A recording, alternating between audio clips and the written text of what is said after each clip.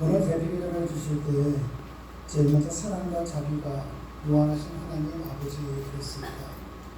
하나님은 사랑과 자비가 무한하신 분이십니다. 사실 저는 주중에 보면은 많은 목사님들로부터 전화를 좀 많이 받는 편입니다. 그리고 질문을 받고 거기에 대한 답변을 좀 드리고 있습니다. 그런데 이번에 질문 가운데 이런 질문이 있었습니다. 여러분들도 뉴스에서 보셨듯이 며칠 전에 부모님이 새벽 4시에 일을 나가셨을 때 어린아이들만 있었습니다. 그리고 거기서 불이 났습니다. 불이 나갔고 한 아이는 생명이 끊어졌고 또 한 아이는 위독합니다. 젊은 목사님이 그걸 저한테 질문한 겁니다. 왜 하나님은 오늘 대비기도를 해주셨던 것과 마찬가지로 사랑과 자비가 무한하신 분이신데 그 어린 아이들이 무슨 죄가 있다고 그렇게 데리고 가셨습니까? 과연 그리고서도 하나님이 사랑의 하나님이라고 하실 수 있겠습니까? 제가 그런 질문을 받았습니다. 저는 그 젊은 목사님한테 그렇게 말씀드렸습니다. 목사님, 저에게도 그 답은 없습니다. 저에게는 어쩌면 그 답을 찾기까지는 시간이 걸릴지는 모르겠습니다. 그런데 문제는 제가 답을 갖고 있지 못하면서도 저는 그 하나님을 믿을 수밖에 없습니다. 그런데 시간이 흘러가면은 내가 가진 마음속에 때때로 하나님은 답을 주실 때가 있습니다. 누군가의 슬픔과 누군가의 고통, 이것을 통해서 많은 사람들에게 답을 줄 때가 많습니다. 가령 예를 들자면은 봉천동에서 의사 생활을 하셨던 한 성도님이 계셨습니다. 그런데 그분 병원 앞에서 교통사고가 났는데 그 교통사고 피해자는 그분의 딸이었습니다.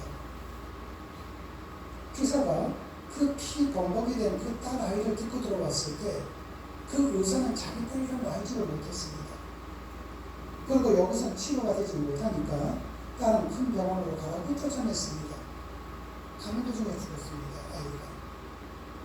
그때 그분께서 하나밖에 없는 무한 동료를 잃고 난 다음에 얼마나 슬픔이 많았겠습니까? 그분에게는 어떤 위로가 되지가 않습니다. 손을 잡고 울어도 소용이 없죠. 하나밖에 없는 딸인데. 게다가 의사이니까 수입 또한 괜찮지 않았겠습니까? 그런데 시간이 어느 정도 흐르고 난 다음에 이분이 교회를 가다가 깨우친 겁니다. 하나님께서는 나에게 딸을 하나 데리고 갔지만은 하나님께서는 봉천동에 있는 어린 아이들을 내 자식으로 품는다는 것입니다. 그분께서는 어려운 사람들을 위해서 돈을 전혀 받지 않고 무료로 의술을 가지고 봉사를 했습니다. 봉천동의 아버지라고 부릅니다. 그 젊은 목사님한테 그랬습니다.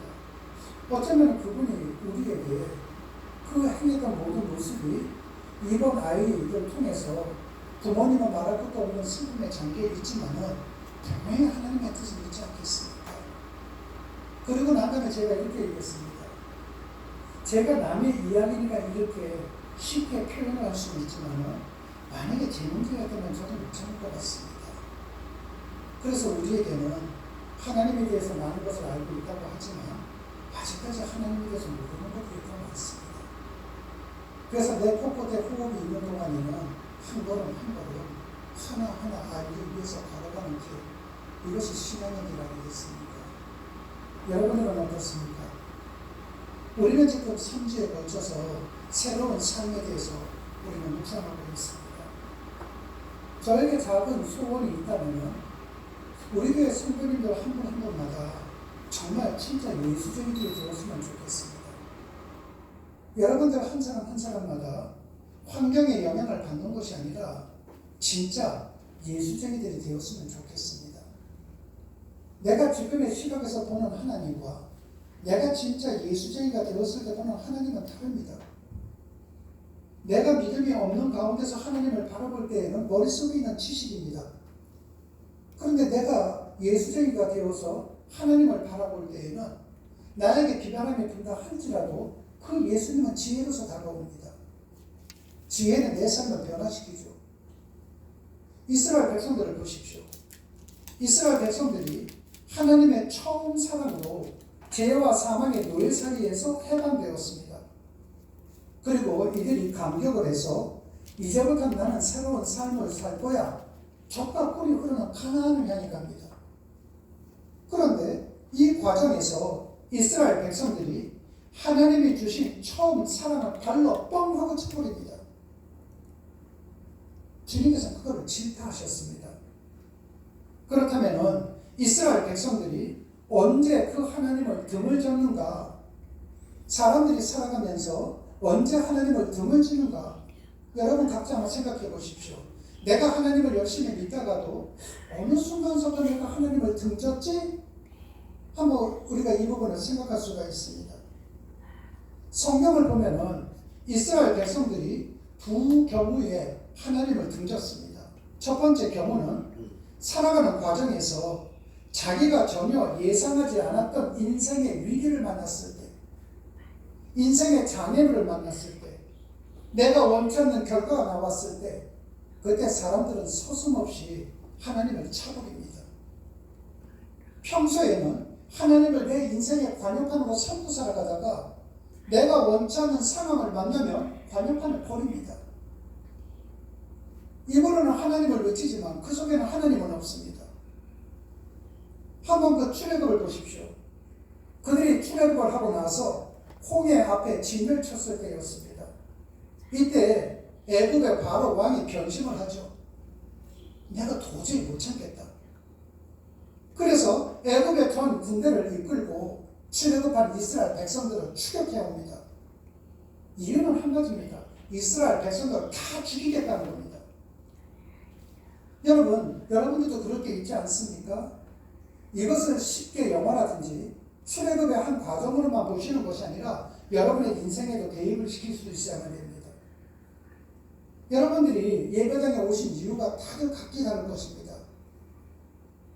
누군가의 권유에 의해서 예배당에 오신 분들도 있을 것이고, 삶이 너무나도 힘들어서 뭔가 한번 하나님 믿으면 좀 나아질까 하고 오시는 분들도 계실 것입니다.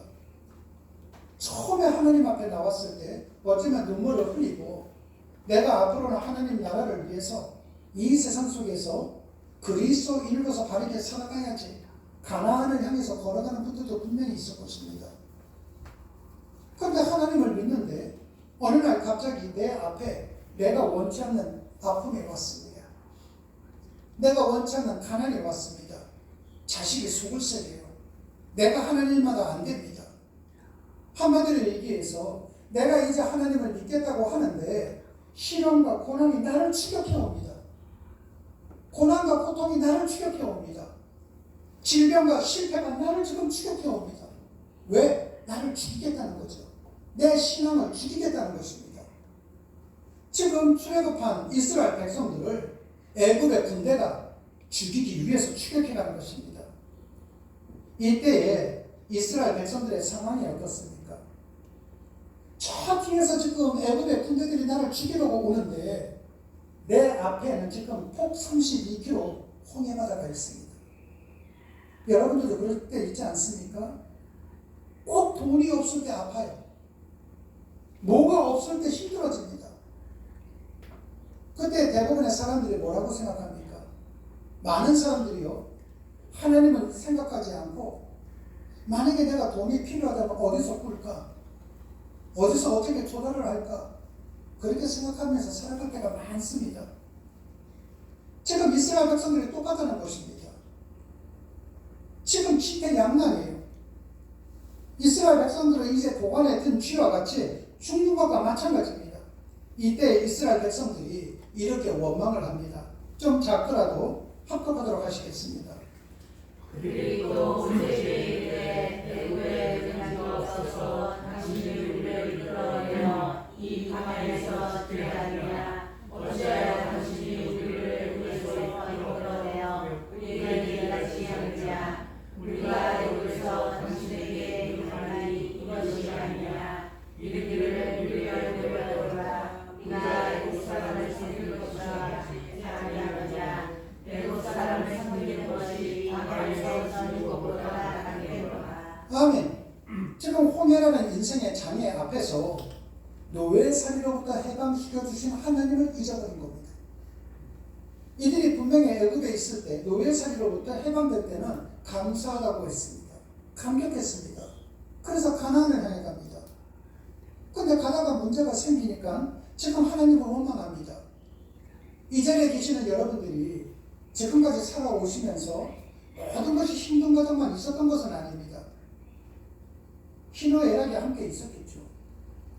어떤 때에는 하나님의 은혜로 이 문제가 해결됐어 하는 감정을 갖고 있는 분들도 분명히 계십니다. 근데 문제 한번 생겨보십시오. 감사했던 감정은 없어지죠. 다시 하나님을 원망하게 됩니다. 해방시켜줄 때는 감사하다가도 자기들이 원치 않는 상황을 만나니까 불편합니다. 장애물 앞에서 그들의 삶 속에 하나님은 없었습니다. 그런데 이때뿐만이 아닙니다. 가나안 땅은 하나님이 이스라엘 백성들에게 약속하신 땅이잖아요. 하나님께서 약속하셨다면 시기가 언제이냐가 문제지 분명히 이루어집니다.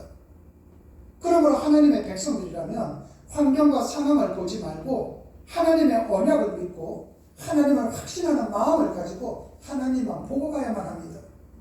그런데 가데스 바네아에 갔을 때의 일이었습니다.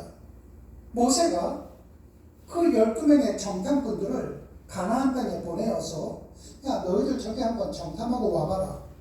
그들이 40일 동안 가서 정탐을 하고 옵니다. 그리고 보고를 하는 겁니다. 이 당시 가나안 땅에는 그 성들이 있었고 주민들이 있었는데 성은 견고했고 그 속에는 거인족인 아낙 자손들이 살았습니다. 그곳에 12명의 정탐꾼을 보낸 거예요. 그런데 그들이 돌아와서 보고를 하는데 여호수아와 갈렙을 제외한 10명의 정탐꾼들은 가나안 정복이 불가능하다고 했습니다. 여러분 여기서 한번 생각을 해보십시오. 지금 약 300만 명의 사람들이 있습니다. 그때 장정은 60만 명이라고 했죠. 근데 남편과 동료를 썼다고 했습니다. 아내가 있으면 120만 명이죠. 이때는 자식을 많이 낳았습니다. 근데 자식을 둘만 잡고 부모님과 장인, 장모님 가운데 한 분만 잡아도 300만 명이라고 했습니다. 300만 명 가운데서 12명을 뽑아낸다? 똑똑한 사람들 뽑아낼 겁니다. 건강한 사람들 뽑아낼 겁니다. 날렵한 사람들 뽑아낼 것입니다. 이 사람들은 머리가 나쁜 사람들 아닙니다. 정탐꾼들은 꼭꼭 뽑은 사람들입니다. 그런데 그들이 와서 뭐라고 얘기하는가? 그곳에 사는 원주민들은 장대한 거인들인데 그들 앞에 서니까 우리는 메뚜기 같다는 것입니다. 우리는 저들과 싸워서 이길 수가 없다는 거예요. 가나안에 들어가면 안 된다는 겁니다. 들어가서 싸우면 죽는다는 겁니다. 여러분, 이들이 지금 거짓말로 보고하는 겁니까? 아니에요. 이들은 거짓으로 보고한 것이 아니라 있는 것 그대로, 본 것 그대로 얘기하는 겁니다. 여러분, 그런데 이것은 우리의 모습이잖아요. 뭐 나보고 지금 주일날 예배 나오라고? 너 봐봐. 우리 집에 와서 봐봐. 우리 먹고 살기 힘들잖아. 내가 거짓말하는 건 아니잖아. 내 형편이 이런데 이렇게 하라고? 너는 목사니까 그게 가능하지만 나는 입에 풀칠하기 위해서 나는 너와 같지가 않아. 지금 10명의 정탐꾼들은 그렇게 얘기한 겁니다. 누가 봐도 본 것 그대로 얘기하는 것입니다. 그러나 여러분, 그렇게 얘기하기 전에 그리스도인으로서 먼저 이걸 한번 생각해 보십시오. 가나안은 하나님이 약속한 땅이잖아요.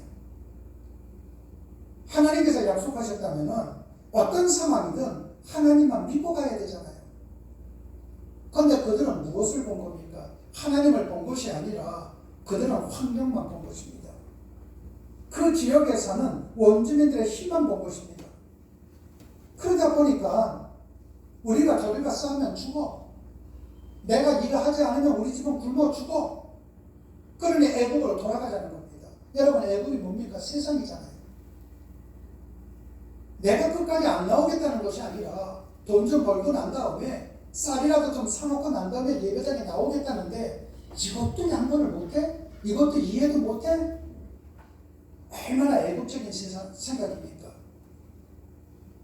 그리고 그뿐만이 아니라 그들은 자신을 죽음으로 몰고 있다고 생각하는 하나님이 세운 모세를 지도자로 인정할 수 없으니까 새로의 지도자를 뽑아 그 새로운 지도자의 인솔하에 애굽으로 돌아가자는 것입니다. 이처럼 이스라엘 백성들에게는 하나님은 없었습니다. 하나님의 선민이라고 했지만은 이들은 하나님을 자신들의 관역판에서 벗어 던졌죠. 발로 뻥 차버린 것입니다. 이렇듯 인간들은 자기 인생 앞길에 자기가 생각하지 않았던 장애물이 생기거나 뜻하지 않는 위기를 만나는 순간 내가 원하지 않는 문제가 닥치게 되면 제일 먼저 하나님을 향한 관역판을 벗어던집니다. 그래서 그들에게는 하나님이 없었습니다. 여러분, 하나님께서 당신의 궁극이며 최상의 사랑으로 우리를 구원하신 분이신데 왜 그분이 우리 앞에 장애물을 주십니까? 왜 우리의 인생을 위기에 처하게 하십니까? 거기에는 분명한 이유가 있다는 것입니다. 우리 인생이 장애물을 만날 때, 위기를 당할 때 그 장애물과 위기 속에서 우리는 하나님을 찾게 되고 그 과정에서 나와 함께 하시는 하나님의 동행하심과 하나님의 더 크신 능력을 내 온 삶으로 체험하고 확인할 수 있기 때문입니다. 여러분들 가운데도 경험하신 분들 계실 거예요. 내가 힘들어서 하나님을 좀 잠깐 멀리 했습니다. 그런데 내 삶이 나아지지가 않아요. 더 힘들어집니다. 그때 그분들이 하시는 일이 뭔지 아십니까? 다시 하나님 앞에 옵니다. 그런 분들 많습니다. 그래서 인생을 살아오면서 장애물을 많이 만난 사람들의 믿음의 경지가 더 깊어지고 넓어진다는 것은 두말할 나위가 없습니다. 시편을 보면은 다윗이 지은 시들이 많은데 그 중에 시편 23편이 다윗의 대표적인 시입니다. 우리 한번 합독하도록 하시겠습니다. 내가 장애의 인상골짜기로 들어도 때를 두려워하지 않는 것은 주께서 나와 함께 하십니다. 주의 지팡이와 머리가 나를 안위하시나이다. 아멘. 여러분, 이 구절을 여러분들이 조금 생각하면서 읽으신다면 질문이 생기지 않습니까? 오늘 대표 기도해 주셨던 권사님처럼 사랑과 자비가 무한하신 하나님이십니다.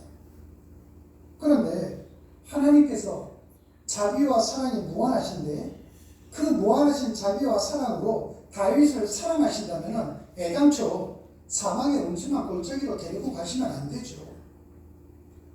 여러분들이 사랑하는 자식이 있으면 그 사랑하는 자식을 사망의 음침한 골짜기로 데려가시겠습니까? 우리 같은 미물인 인간도 그걸 안 데리고 가는데 하나님이 나를 정말로 사랑한다면 나를 사망의 음침한 골짜기로 데려가면 안 되죠. 하나님께서 나를 예뻐하신다면 내가 경제적으로 사망의 음침한 골짜기에서 헤매게 하시지 말아야 되지 않겠습니까? 그런데 왜 헤매게 하십니까? 왜 병 주고 약을 주십니까? 여러분, 이 부분을 주석을 가하면 이 글은 이렇게 됩니다. 내가 지금 걸어가는 길 앞에 사망의 음침한 골짜기가 펼쳐 있다 할지라도 나는 걸어가리라. 참으로 나는 걸어가리라. 왜냐고? 하나님이 나와 함께 하시기 때문이다. 내가 어떤 상황을 당할지라도 주님께서 나와 동행하시며 당신의 막대기와 지팡이로 나를 지키시는 그 하나님을 내가 경험을 하려고 한다면 사망의 음침한 골짜기로 안 가면 안 됩니다. 여러분들 자녀들 키우면서 눈에 넣어도 안 아플 자식 키우면서 지금까지 오냐 키우진 않잖아요. 끝까지 오냐 하고 키운 자녀들은 대부분이요 버릇없이 자랍니다. 이 험악한 세상에서 스스로 이기지 못하고 살아갑니다. 여러분, 그래서 여러분 모두 다도 내 자녀들이 원치 않지만은 사망의 골짜기에 다 데리고 갔잖아요. 나이가 어렸을 때에는 어린이집 유치원 안 간다고 울어도 떼밀면서 보내지 않았습니까? 학교 가기 싫다 할지라도 아이들 흔들어서 깨워서 학교 보내지 않았습니까? 부모님들 입장에서는 이것이 미래를 위한 길이라는 걸 알고 있지만 아이들에게는 사망의 음침한 골짜기잖아요. 가기 싫은데. 다들 경험하지 않았습니까?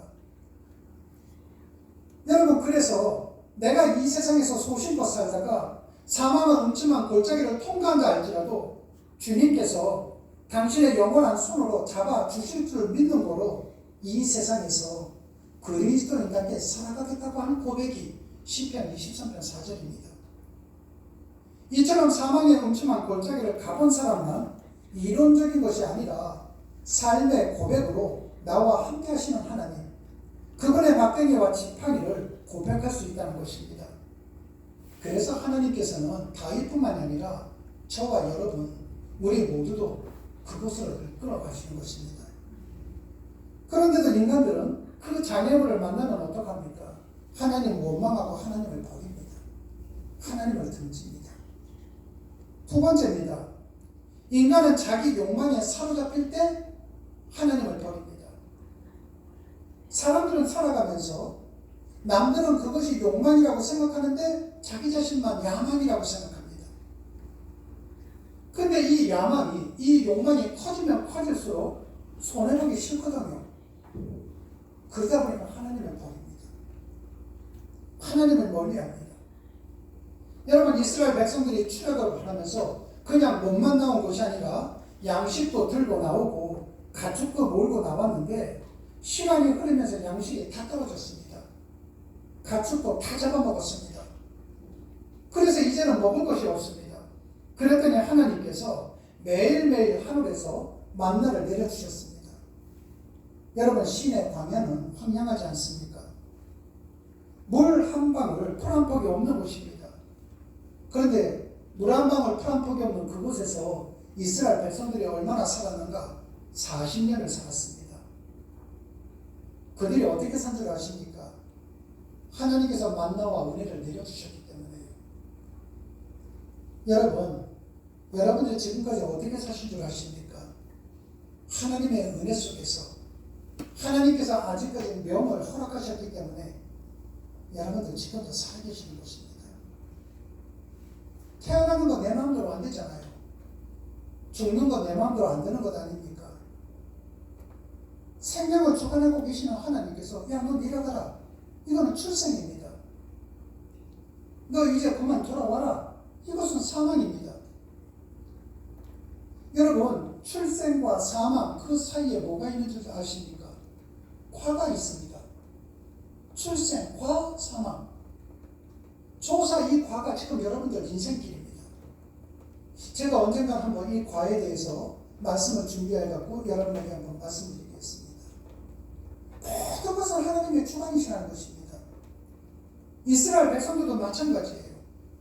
이스라엘 백성들이 아무것도 없고 먹을 것이 없는 그 광야에서 매일매일 하늘에서 떨어지는 만나를 볼 때에 얼마나 감격스러웠겠습니까? 얼마나 감사했겠습니까? 그런데 아벨에서는 이런 일이 있었습니다. 합독하도록 하시겠습니다.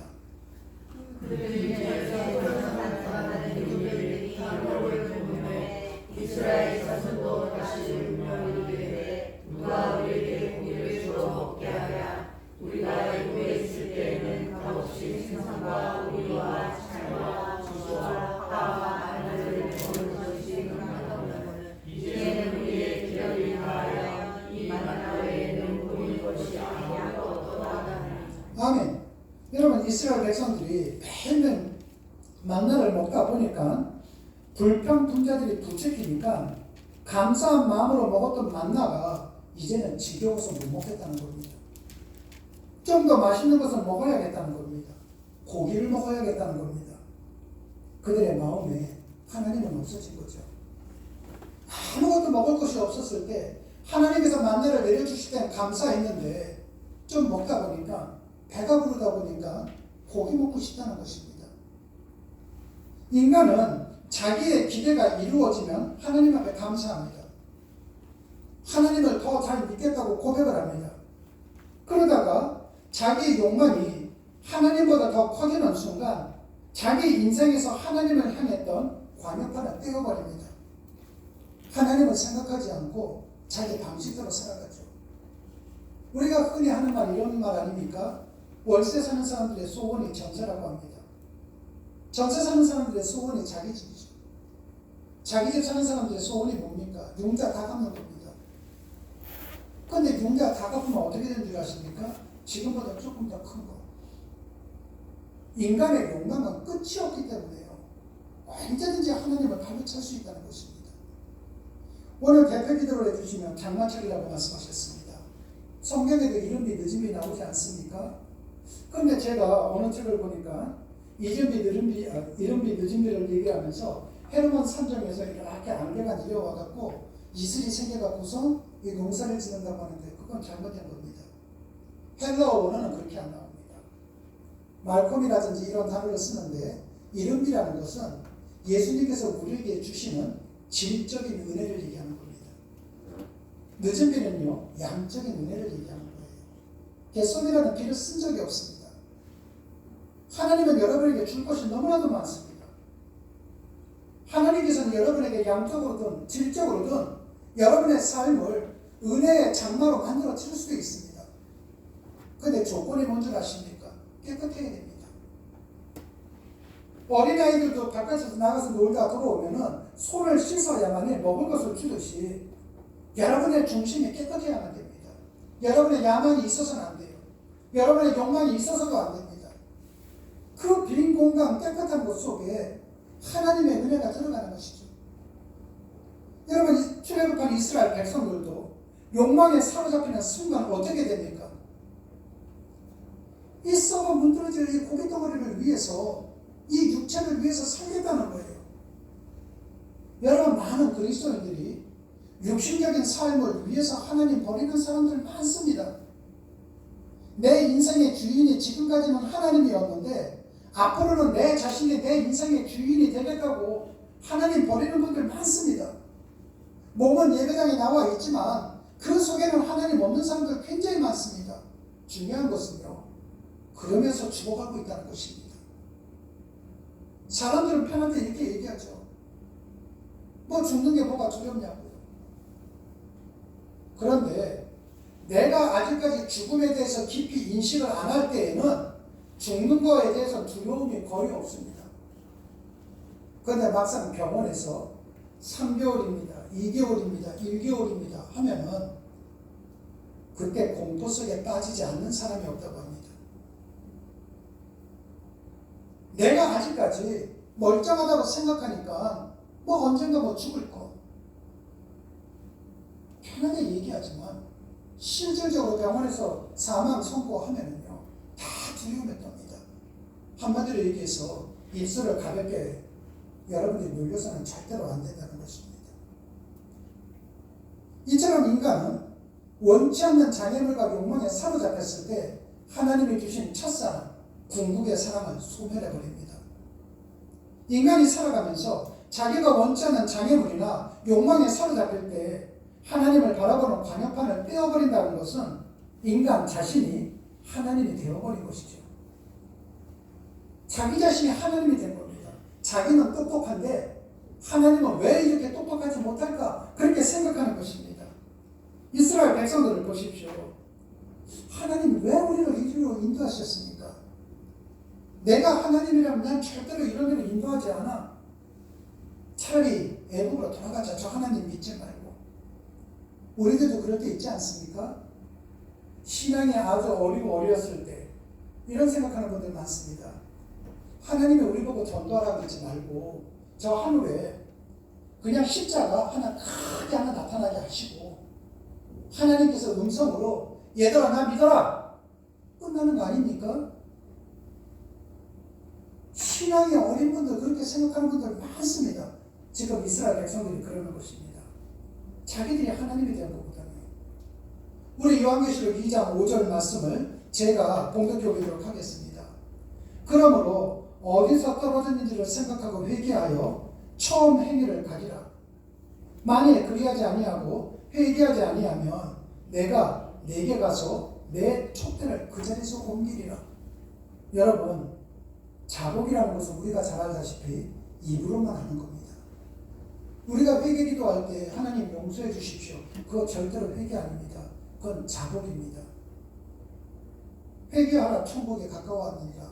여러분들이 정말로 내 삶이, 내 자녀들의 삶이 천국과 같은 삶이 되기를 위해서는 회개하셔야만 됩니다. 근데 많은 그리스도인들이 회개까지를 가지를 못하고 자복으로 끝납니다.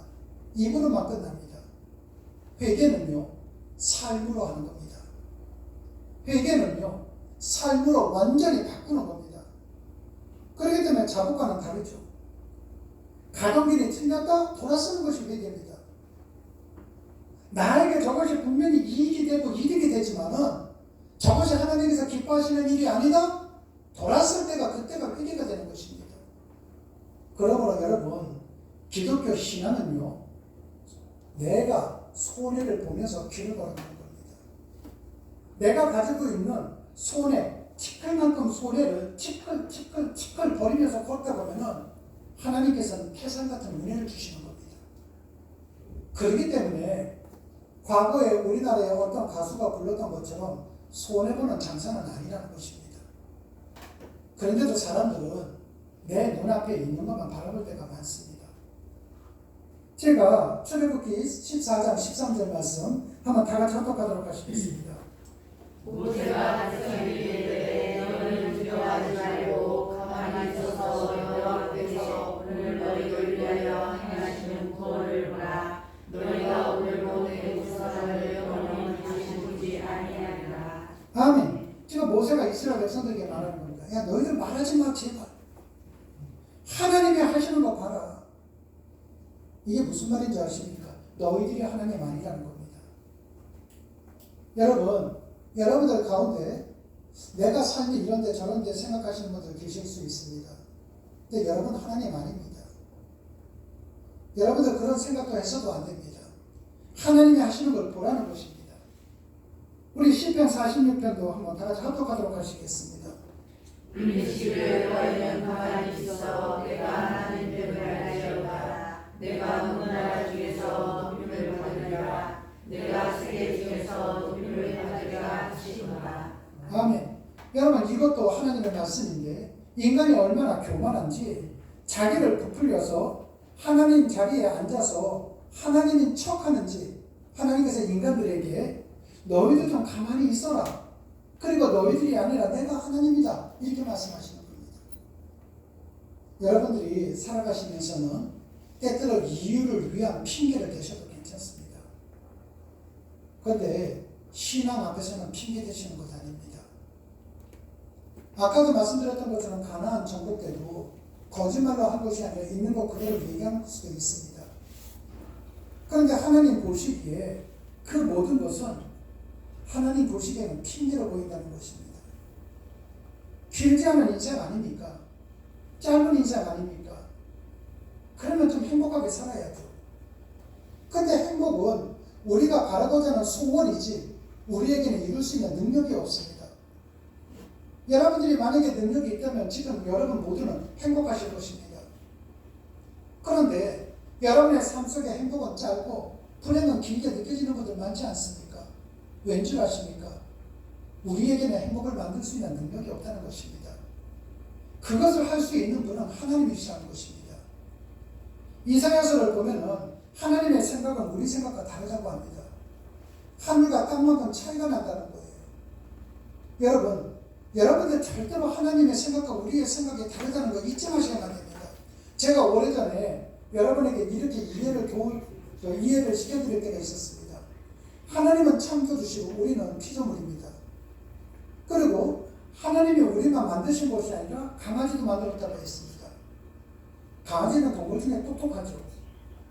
근데 강아지가 언젠가 생각한다고 했습니다. 나는 4발로 다니는데 왜 인간은 2발로 다녀? 그 강아지 머리로 이 답을 얻을 수 있다고 생각하십니까? 못 얻죠. 근데 이것도 피조물과 피조물 사이예요. 근데 우리가 하나님을 알 수 있다? 하나님을 내가 컨트롤할 수 있다? 창조주 하나님은 피조물인 내가? 이건 거짓말이죠. 여러분 이건 있을 수가 없다는 것입니다. 그러므로 하나님과 우리의 생각은 하늘과 땅만큼 차이가 난다. 이 마음을 갖는 것부터 믿음은 시작되는 것입니다. 이 마음부터 시작이 되는 것이죠. 오늘 합동했던 내용 가운데 요한계시록 2장 5절을 보면 처음 행위는 요한계시록 2장 2절에서 3절에서 나오는 내용으로 이것은 우리의 노력이나 의지로 가지는 것이 아니라 내가 스스로 하나님의 자리에 올라가서 하나님이 내게 주신 첫사랑이 차단되었는데 내가 다시 하나님을 하나님으로 모실 때에 이 모든 것은 가능하다는 것입니다. 한마디로 얘기해서 여러분 생각이 중요한 것이 아니라 하나님의 생각이 중요하고 그 하나님을 하나님으로 모시라는 것입니다. 우리 이 부분을 다 같이 합독하도록 하시겠습니다. 나의 명령을 지키는 자라야 나를 사랑하는 자니 나를 사랑하는 자는 내 아버지께 사랑을 받을 것이요 나도 그를 사랑하여 그에게 나를 나타내리라. 아멘. 여러분 하나님을 정말 사랑받고 싶다면 오늘 이 시간이 여러분 모두가 하나님의 말씀대로 살아가는 결단의 시간들이 되셔야만 됩니다. 내가 이렇게 하면 내가 수선해볼 텐데 나는 시간이 요거밖에 없는데 항상 내 형편 속에서 뭐를 바라보지 마시고 하나님의 틀 속에서 바라보시는 겁니다. 저는 3주 전에 처음으로 우리가 새로운 삶에 대해서 우리가 묵상할 때 여러분에게 3가지 질문을 던졌습니다. 이제 3가지 질문으로 되돌아갑니다. 첫 번째 제가 여러분에게 던졌던 질문은 왜 교회에 다니십니까? 였습니다. 이유는 한 가지죠. 우리에게 처음 사랑을 베풀어 주시는 하나님을 예배하면서 그 사랑에 힘입어 이 세상에서 하나님의 그 사랑의 증인으로 살아갈 은혜를 얻기 위해서 교회에 오시는 겁니다. 그래서 우리가 교회에 나와서 예배를 드릴 때마다 한 주일에 한 고개를 첫사랑을 힘입어 넘어가면서 이것이 반복되면서 쌓이는 연륜으로 우리는 하나님의 믿음의 작품들이 되시는 것입니다. 두 번째로 저는 여러분에게 이런 질문을 던졌습니다. 여러분에게 믿음은 무엇입니까? 교회에 나가지 않던 사람이 교회에 나가는 것이 믿음입니까? 이것은 외형적인 변화죠. 우리에게 있어서 믿음은 본질적인 새로움의 변화입니다. 우리의 믿음의 대상은 죽은 돼지머리를 좋아하는 그런 잡신이 아니라 당신 자신을 십자가의 제물로 내어 놓으시고 우리에게 첫사랑을 먼저 베풀어 주신 은혜와 사랑의 하나님이십니다. 그 하나님에게 바르게 응답하는 삶을 사는 것이 우리의 믿음이 된다는 것입니다. 믿음을 헬라어로 피스티스라고 하는데 이것은 신실하다는 뜻입니다. 여러분 신실한 사람은 헛것을 구하지 않습니다. 신실한 사람은 신실한 것만 구합니다. 예수님께서는 포도나무에 우리는 가지라고 했습니다. 포도나무에 붙어있는 가지가 사과 열리게 해주세요. 삼겹살 열리게 해주세요. 그런 기도는 백날 해도 열리지가 않습니다. 그렇다면 여러분들이 지금까지 하나님 앞에 기도했던 내용들이 대부분 무엇입니까? 대부분 나는이잖아요. 내 문제, 내 가족의 문제, 내 형제의 문제, 대부분이 나 아닙니까? 그런데 우리 주님께서는 나의 머리털까지 다 세신물이라고 하셨습니다.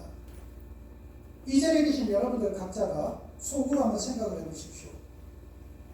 지난 한 주간 동안에 우리 성도님들을 위해서 얼마만큼 기도하셨습니까? TV 뉴스에 볼 때에 어린아이들이 죽어나갔을 때에 그 아이들의 안타까운 마음으로 그 부모님의 마음을 위로해달라고 기도를 해보셨습니까? 지금도 보면은 내 주변에서 일어나는 어려운 사람들을 위해서 그분들의 그 환경을 위해서 기도를 해보셨습니까? 아니면은 내가 몸이 아프니까, 내가 돈이 없으니까, 내 자식이 지금 무엇을 하니까 혹시 거기에만 얽매여서 기도하신 것은 아닙니까? 기도는 내 것을 고백하기 이전에 하나님의 음성을 듣는 거라고 했습니다. 하나님의 음성은 귀로만 듣는 것이 아니라 여러분들이 눈으로 보이는 것도 하나님이 주시는 음성이고 여러분들이 피부로 느끼는 것도 하나님이 주시는 음성입니다. 내가 무엇인가 보고서 마음이 짠하다 하다면은 그것은 여러분의 기도가 가든 아니면 도움이 가셔야만 됩니다. 그 어린아이들을 잃은 부모님은 새벽 4시서부터 일을 나가시는 분입니다. 생활이 어렵죠.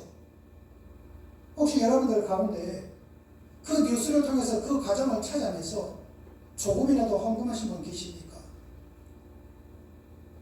여러분, 하나님의 나라는, 하나님의 사랑은 이 예배당 안에만 공감되어 있는 것이 아니라 땅끝까지잖아요. 이제 이 틀을 벗어나야만 됩니다. 진짜로 벗어나자고요. 여러분, 마지막 질문입니다. 내가 주님을 믿으면서 새로운 삶을 살지를 못한다면 그 이유는 무엇인지 아십니까? 내가 고집이 세기 때문입니다. 내가 하나님이 된 것입니다. 내가 욕망의 자리에 올랐을 겁니다. 내 생각이 최고라고 생각하기 때문입니다. 여러분, 이제 그 자리에서 내려오셔야 된다는 것입니다. 이제 말씀을 정리하겠습니다. 저는 처음에 여러분들에게 그런 말씀 드렸습니다. 주중에 많은 목사님으로부터 저는 연락을 받는다고요. 문자적으로 한다면 미국에 있는 분들도 이름만 들은 아는 교회에서도 제 메일에 일주일에 몇 번씩은 들어옵니다. 항상 그분들에게 그런 얘기를 드립니다. 교회 예배당 안에서만의 설교가 아니라 이 안에 있는 분들이 바깥으로 나갈 수 있는 설교를 하셔야 됩니다. 사도 바울의 사도는 아포스톨로스라고 얘기합니다. 헬라어 아포스톨로스라는 말은 보낸다는 의미입니다. 근데 그냥 보내는 것이 아니라 메시지를 주고서 보내는 것입니다. 사랑하는 순복음 비전교회 여러분, 여러분들이 뉴스를 보든 지나가는 사람을 보든 아니면 우리 교회 성도를 보든 만약에 어떤 마음 아픈 부분이 있다고 한다든지 측은한 마음이 들 때에는 마음에서 끝나지 마십시오. 제일 먼저 그분들을 위해서 기도하십시오. 그분들의 위로하심을 놓고 기도하십시오. 그리고 여러분의 호지머리를 보는 것이 아니라 하나님께서 여러분에게 그 마음을 주신 것은 하나님께서 여러분에게 기회를 주신 것입니다. 그때는 그 어려우신 분들에게 물질적으로도 도움을 주십시오. 우리와 같은 지역이 아니어도 괜찮습니다.